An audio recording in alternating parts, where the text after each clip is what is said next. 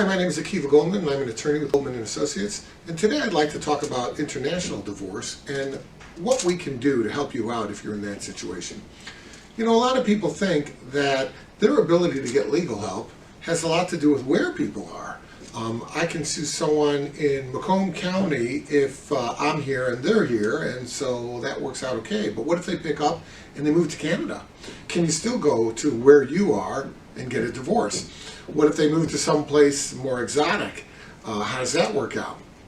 Well, the answer and the good news is that even though the other side relocates, you have the ability to file where you reside, and you can come before the court and say, hey, I want to get divorced.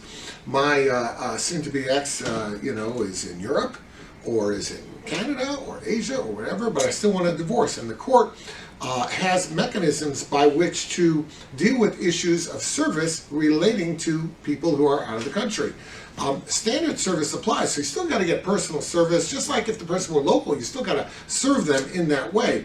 But if it's difficult to do, or they're evading service, or you can't get them, there are international couriers, and there are other mechanisms available to assist in that process.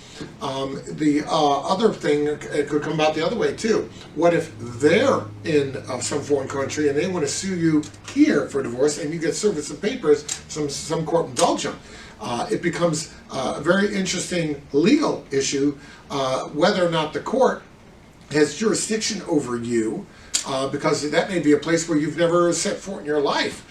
There are some practical issues associated with that. That is to say, you can hire lawyers to defend it and move to dismiss the case on the basis that there's no jurisdiction.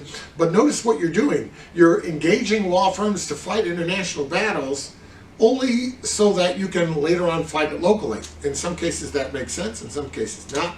If you have questions about that, reach out to us and we can discuss what works for you and what doesn't, and what makes sense and what doesn't. If you have found this helpful, please like, comment, and share.